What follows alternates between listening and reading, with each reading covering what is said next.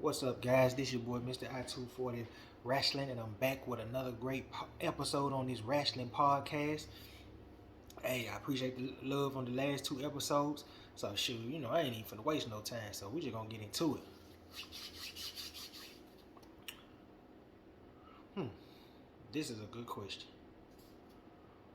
Who runs AEW between these two? Because I don't know. It's starting to look like Punk is running their company. So, let me get this straight. He talked trash about everybody, right? And then he get into it with everybody, and he started the fight. He swinging on everybody. His homeboy swinging on folks. They swinging on folks, which I'm talking about Omega and the Bucks.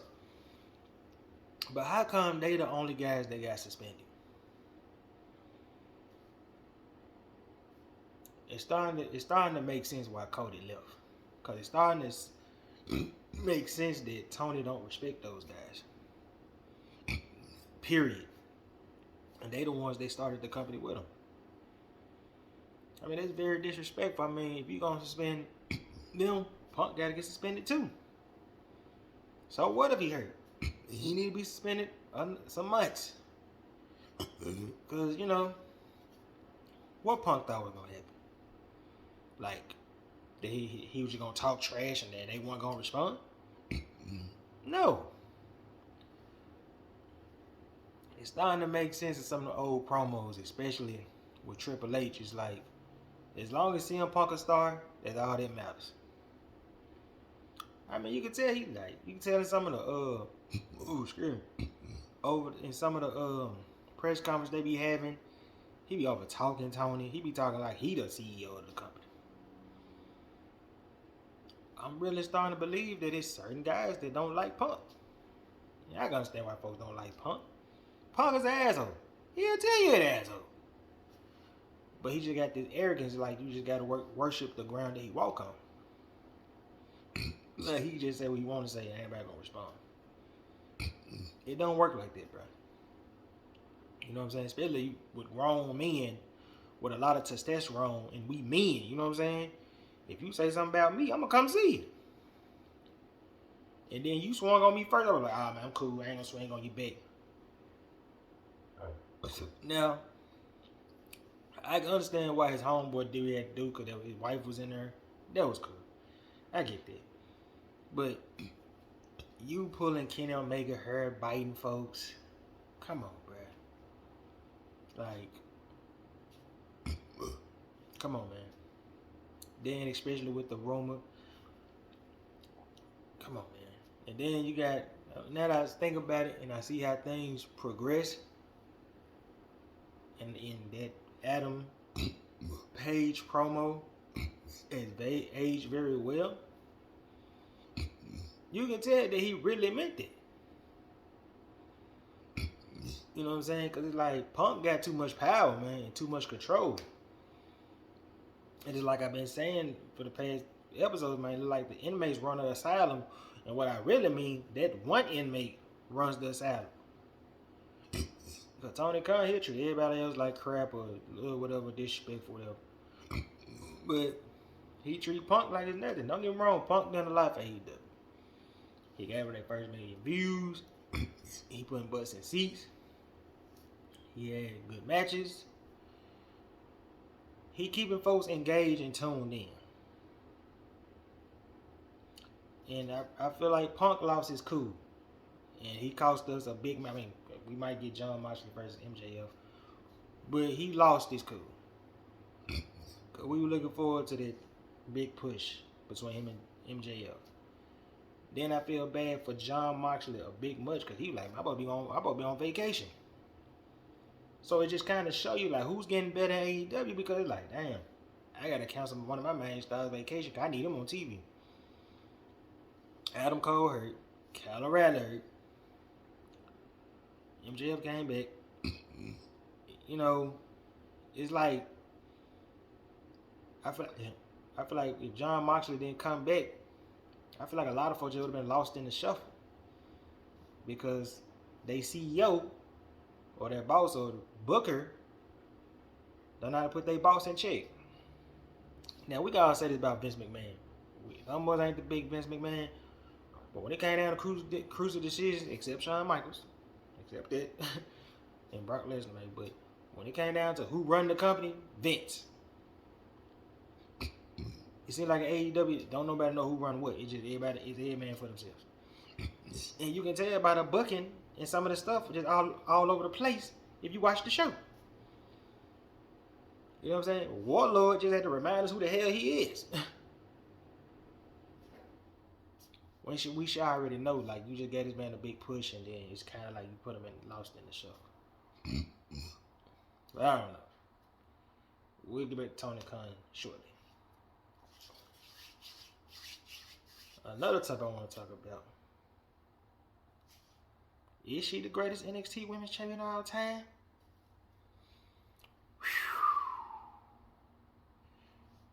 Whew. Man. Hell no. She ain't the greatest. I mean, don't get me wrong. She put the belts together. She's one of the greatest. But come on now. Y'all can't say Mandy Rose better than Sasha. Y'all can't say Mandy Rose better than Becky Lynch. Y'all can't say she better than Bayley. But is she in the perimeters? Of course. Because, now, is she one of the most improved wrestlers in the world? Hell yeah. Because you got to remember, we used to just look at her as a pretty face at one point. But she showed that she got grit, grind, hard work. And, you know, she got very good at her promo with her crew in Toxic Attraction. And they took up the NXT 2.0. Trash. I don't say it's trash, but I don't like the 2.0. But that's another story. But her just being better than Sasha and Bayley because she put two titles together. And that was a great match. I watched the pay-per-view. That was a great match. That was actually a good pay-per-view. But that was a great match. But it was just like, nah, son. Because with Bayley, you see, man, she cold. With Sasha, you see it, man, she cold. Charlotte, of course she cold. Ric Flair, her daddy. But Mandy Rose at first, we were like, I don't know, bruh. This ain't it. Because you can tell she had tight opportunities. You can tell that her and her match with Asuka, that flopped. When Asuka was women's champion one of them times. And then Sonya Deville, when they had their feud, that was pretty good. But she told some truth in it. Because she was really on TV because she was pretty. Because it wasn't because of her skills at the time. But I will give her props. Ooh, excuse me. She went back to NXT, switched her look up, you know, to black or brunette, whatever you want to call it. Changed her style up, improving her ring skills, and got better. You know what I'm saying? So, when you really look at it, I would give her one of the most improved wrestlers. I mean, by the end of the year, I feel like she should at least be about, if they did the ranking in top 5, she should at least be top 70, top 50. At least 30 alone. Because she improved on promo and ring skills. Now, she had some matches that were kind of but you ain't got to be perfect, but she improved a lot. But say, is she the greatest? Nah, that's too far, man. And don't get me wrong, they put a lot of pushing, you know, besides Braun and Carmelo, on the women's side, they pushed her to the moon and back. And did a good job. So I will give her that. But I can't give her the greatest NXT women champion of all time. I can't do that. Good. Great. But over Sasha Bayley and, you know, maybe over Amber Moon or somebody or Shayna Baszler. But hell, nah, I can't do that because Shayna Baszler reign was dominant. I can't even put over Rhea Ripley. You see what I'm saying? Like, so she's in the conversation because she did something that neither one of those women did. And she unified the UK title and she unified the NXT Women's Championship. So I give it it. Most improved, I give it it. But greatest, too soon. Cause we gotta see how she do when she get back on the main roster. So I can't just give her that right now. Another subject I want to talk about. Who's the better boss? Tony Khan or Triple H? Well, since Triple H came back, he just been knocking it out the park. Raw ain't been disappointing. SmackDown ain't been disappointing.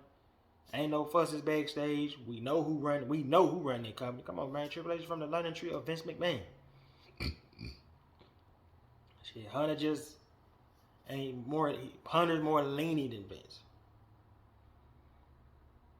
So, and Tony Khan, it was starting to look good, but it just like, to me, I don't know, man. I don't know. I be watching some of the clips, man. I just be like, what the hell going on, bruh? You got good stars against each other, but it's like, man, what if you going? You know, hopefully, you know, it's just like, I don't know, man. And you got Punk ripping and running the show, knowing what he want to do, can't tell him nothing. You know what I'm saying? The minute somebody confront him, you know what I'm saying? You let him allow punches and stuff like that. You suspend Kenny Omega, them, like I said just a few minutes ago. It's like, bro, it look bad, bro. If you don't get a hope on your company, it's going to go to shreds. And people going to see that on TV. Like, something ain't right. So if you don't get a control hold on this, you might go out of business. So y'all can poke jokes and WWE, man, it's entertaining and all that, but apparently they know who run this show. It's still Stephanie and Triple H and Nick Khan. And you know Nick Khan don't care. He'll release you in a minute, especially if he ain't bringing no money. You know what I'm saying? I mean, I like when he was an asshole to Aleister Black. But he like, nah, I'm going to let you go. Because you know, if he was a thing for like, if he was on the 90-day thing, you know Hunter would have came caught. So I'm pretty sure y'all had to agree on another 6 months, which is fine. You know, he said, well, from what Malachi Black said, you weren't bugging him right. I feel like you're doing all right, but apparently not. I mean, it was times where he was in crappy feuds, you know, especially with the Brian Pillman and stuff. I mean, they got the girl that was cool, but didn't nobody care about that feud, bro. Let's keep it real, bro. It seemed like you losing your touch, man. Cause the first 2 years you was fine. A couple of months ago you was great, but then you signed Punk. You gave Punk that big push. Now he run the show. I don't know, man. You talking about you better step your game over 100? Yeah, you gonna need to, cause it's more where they're coming from. I mean, he got Dexter Lumis looking good. Now he making us understand the Dexter Lumis character. Can you do that? Hell no. I don't believe you can. I mean, for like, man, he helped Aleister Black. Aleister Black was already made before he got over there, so that don't count. You see what I'm saying? So it's just like, I don't know, man. You lose control. If it keep going like this, and as long as you got Punk around, man, AEW only be around for another 2 years, maybe 3. It just, I'm pretty sure it's guys back there. Some guys probably still like you, some guys don't. But it's starting to look like your employees don't respect you or respect your word. Cause think about that. Why would John Moxley come out there doing a promo? Well, you know, I was supposed to be on vacation.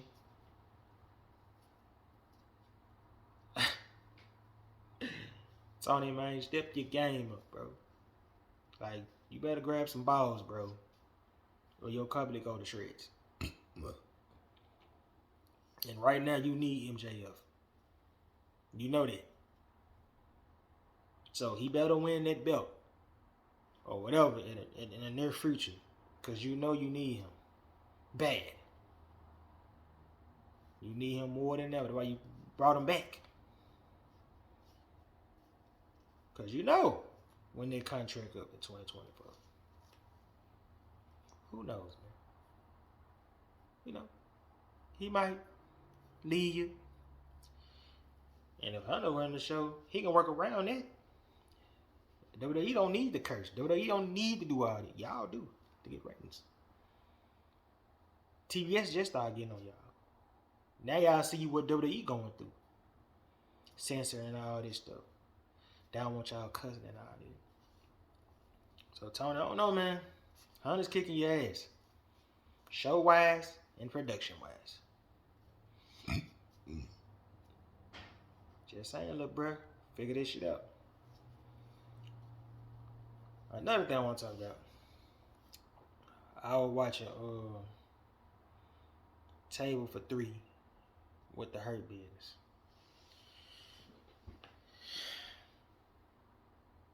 And that shit had me thinking like, man, why Vince had to break that group up so soon?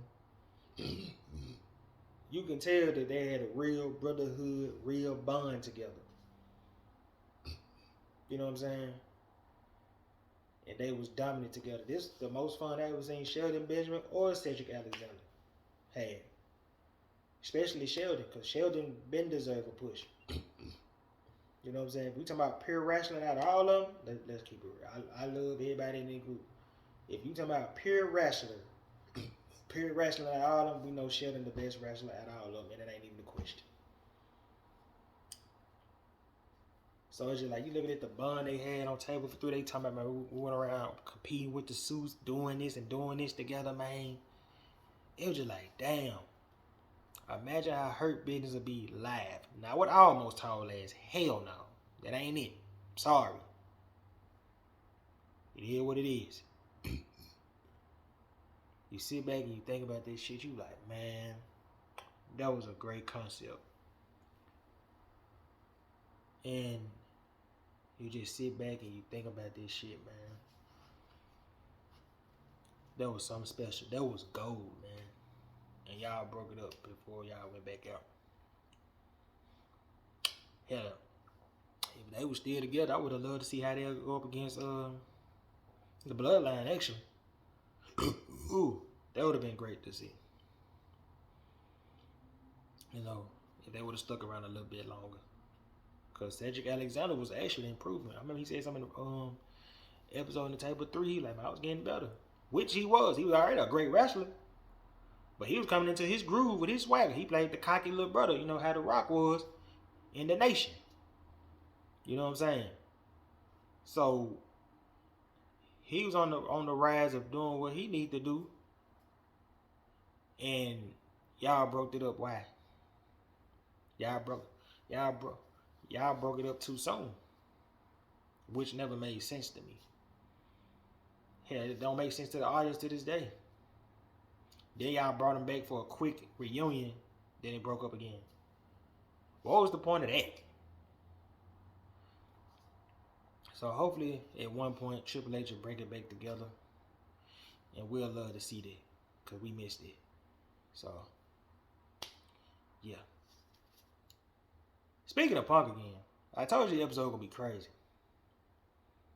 I'm finna go in on this nigga. Bro, who the hell you think you is, bro? Like... I get it.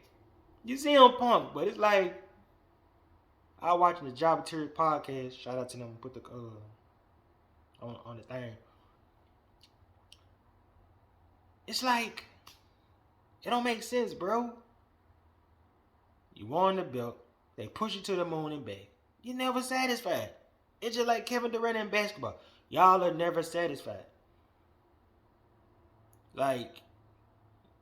It's so sad, bro. It make motherfuckers not like y'all. Cause y'all act like spoiled brats. We get it, y'all great. But it's like, bruh, chill the fuck out. You got everything you need. So when I was watching when I saw the clip of the Jobber Terry podcast, they were like, man, CM Punk is the Kevin Durant of wrestling. I sat back and I thought about it. And I'm looking at it. I'm like, damn. He do act like Kevin Durant. It's like, what more do you need, bro? What more do you need? Let me know. Win the belt 16 times? What? You already on a marquee ticket. You the man. You open up the show. You main event. What more do you need? Then you at the unprofessional doing your press conference for no reason. Why?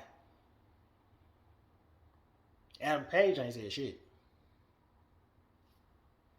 Because you told the truth. Because you sounded very defensive during that press conference. You sound like a little biatch. Just saying, bro. Like, come on, bro. Do better, man. You can't have it your way all the time. You accomplish everything. Let somebody else shine, bro. What they supposed to do? Respect you? You been gone for 10 years. You think people in that locker room been working their ass off, busting their ass, doing everything they need to do, and Tony push you to the moon and back? It's a reason why Cody left. I'm pretty sure that ain't the main reason Cody left, but I'm pretty sure it's a small part. Because he seen what was going on. It's already bad enough the former WWE guys getting a lot of money. Sting, he probably don't matter because that's Sting. That's Sting. Come on, it's fucking Sting. But it's like, bruh, you just got back. And you still on that same shit. I ain't saying I condone what Vince them did, but I can understand why Vince did what he did. Because you was an asshole to him, so I'm going to be an asshole to you. So fuck you. It is what it is. Ooh. And my last subject. Man, it's time to make this match happen, man. Come on. Who's the face of NXT? Braun Breaker or Carmelo Hayes? It's time, man, because both of them been pushed to the moon and back. Carmelo, it's time for Carmelo to dethrone Braun Breaker because he can only do so much with the A title. So it only makes sense. And they need to make this match happen at least at Royal Rumble weekend. So Braun can go up to the main roster or WrestleMania weekend. Because you see the promos, you see they both talking about they the best, they run this company, they run the show. So at one point, this mega fight needs to happen.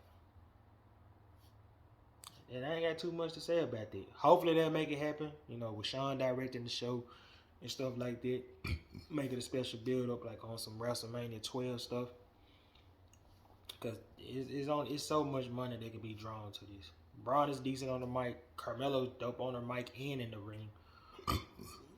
This mega fight needs to happen. But that's it for this episode, y'all. Hey, I love y'all. I miss y'all. If you're new, comment, subscribe. And I love the debate, man. So let's get into it, man. I love y'all. I'm back. Yeet.